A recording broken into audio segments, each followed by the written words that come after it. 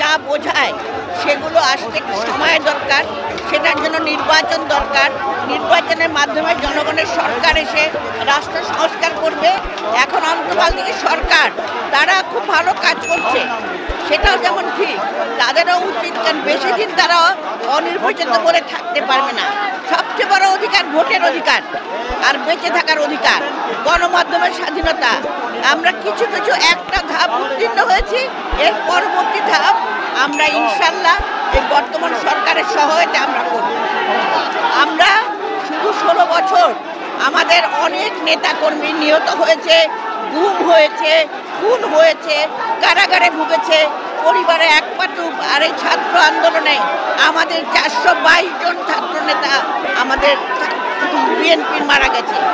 আমরা তাদের বিভিন্নভাবে পুনর্বাসন করার চেষ্টা করব, জনগণের কল্যাণে কাজ করতে পারে এবং তারা ঘরে ঘরে এখন এই কাজটাই করবে এবং দলকে সংগঠিত করবে।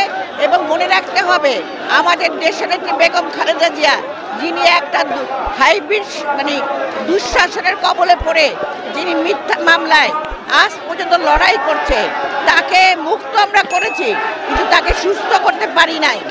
এবং আমাদের ভারপ্রাপ্ত চেয়ারম্যান জনাব তারেক রহমান, যিনি এত দূর থেকে যিনি মৃত্যুর মুখে চলে গিয়েছিলেন, যাকে মেরে ফেলার চেষ্টা করা হয়েছিল, তাকে আমরা দেশে ফিরিয়ে এনে সত্যিকারের জনকল্যাণমূলক একটা নির্বাচন আমরা করতে চাই। সেটা অন্তর্বর্তী সরকারকে আমরা বলেছি, আপনার প্রয়োজনীয় যে সংস্কার আছে সেগুলো করে একটা নির্বাচন আপনার রোড ম্যাপ আপনি ঘোষণা করেন।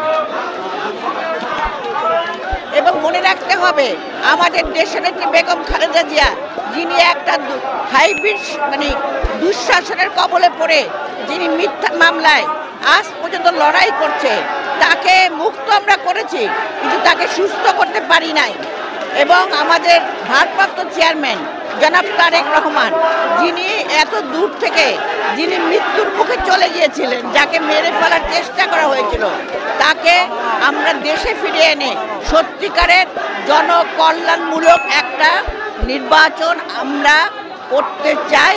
সেটা অন্তর্বর্তী সরকারকে আমরা বলেছি, আপনার প্রয়োজনীয় যে সংস্কার আছে সেগুলো করে একটা নির্বাচন আপনার রোড ম্যাপ আপনি ঘোষণা করেন।